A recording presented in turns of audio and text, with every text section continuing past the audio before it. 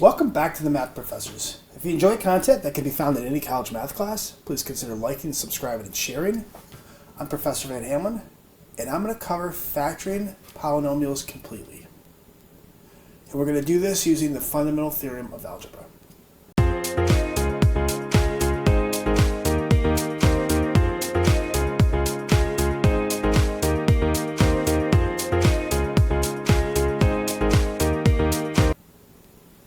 So let's start with the fundamental theorem of arithmetic. What does that mean?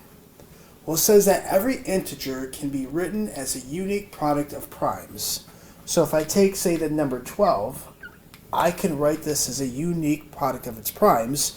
So using a factor tree, 12 is 2 and 6, 6 is 2 and 3. So what I can say is that 12 is equal to 2 times 3. And what this means is 2 times 2 times 3 is always equal to 12, and 12 is always equal to this and nothing else. So this is the unique collection of primes for this particular number.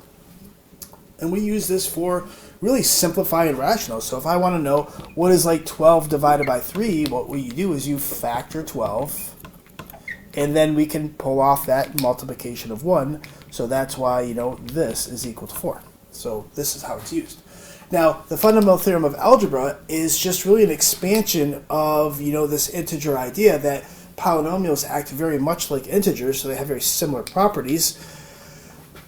Maybe I'll make a short on how they are, how similar they are. So what it says is that every nth degree polynomial can be factored into a unique product of linear factors, where really these linear factors are acting like, prime polynomials.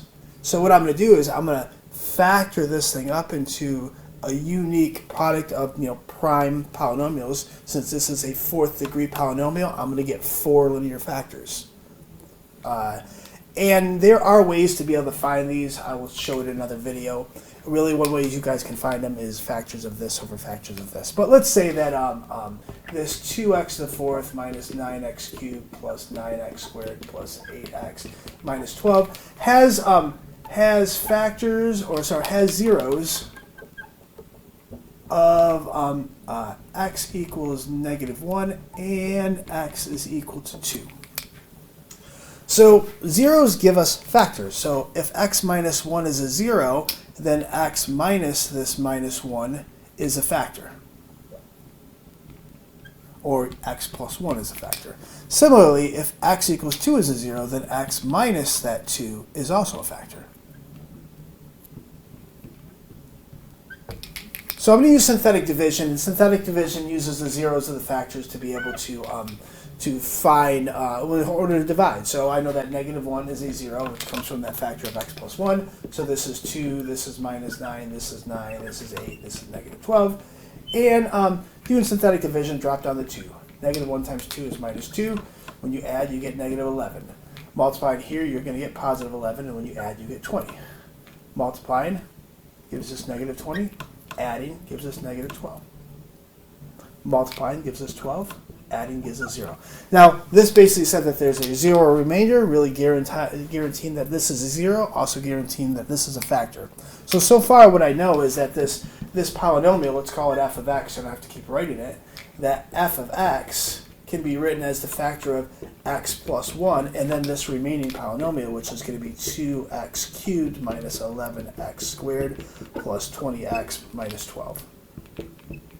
Remember that if I take a 4th degree and divide it by a 1 degree, I'm going to get a 3rd degree.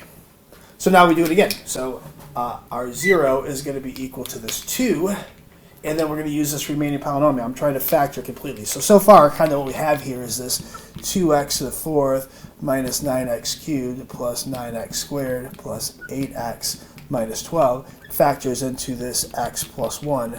And then this polynomial, which is 2x cubed minus 11x squared plus 20x minus 12. So really kind of factoring tree like we did with the number 12 just a second ago. So this is 2, this is -11, this is 20, this is -12. Okay, now synthetic division. Drop down to 2, then we multiply, and then we add, and then we multiply, and then we add, and then we multiply. Boom. 0 remainder means that this is a 0, which also means that x minus 2 is a factor. So now f of x can be written as Well, we have this x plus 1 still, and then this polynomial is going to factor into this x minus 2 factor, which comes from that 0 of 2, and then this new polynomial, which is 2x squared minus 7x plus 6. So really this thing breaks down into, an x minus 2, and the other factor is this 2x squared minus 7x plus 6.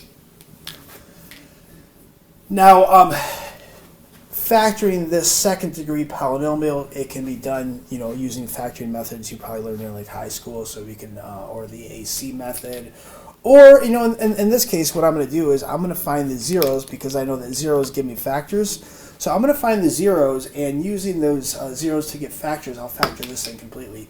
So to find the zeros, we're going to use the quadratic equation. So x is equal to minus b plus or minus the square root of b squared minus 4ac all over 2a.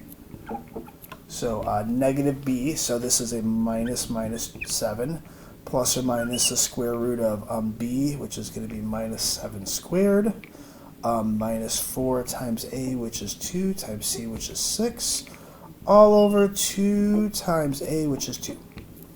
All right, so this is going to give us 7 plus or minus the square root. This would be 49, and what we got, 8 and 6 is going to be minus 48 all over 4. So we're going to get, this would be the square root of 1, which is 1. So this would be 7 plus or minus 1 all over 4. So this will be 7 plus or minus 1 all over 4. So we'll have 7 plus 1 is 8 over 4. 7 minus 1 is going to be 6 over 4. So what I get is I get the zeros of this set. We're going to get zeros of 2 and 3 halves. So again, if I have zeros, I also have factors. So this thing is going to factor into x plus 1 times x minus 2. And then I'm going to get a x minus that first 0, which is going to be 2. And then also x minus that second 0, which is going to be 3 halves. Now the one problem with using zeros to find factors is you lose the stretch of the equation. That this thing essentially has been stretched by a factor of 2, and if I multiply all these x's together, you can see that I'm only going to get an x to the 4th as opposed to 2x to the 4th. So again, you lose that stretch. Really, you could say that this is this x minus 3 halves probably came from a factor that looks like that instead, and what I've done is I've factored out a 2, and then you get an x minus 3 halves. So what we can do is we can put that stretch back in. That don't forget that we have to match this coefficient up here to make sure that this product still gives us a 2x to the 4th. Or if you want to write this factor instead of this x minus 3 halves instead of writing that 2 there, you can do that too. So finally, factor treeing this thing up. This, I'll use this factor so the product of all these things are the same. So this is 2x minus 3, and then also this x minus 2. So really this polynomial is this times this times this times this. So if you like the content, please subscribe.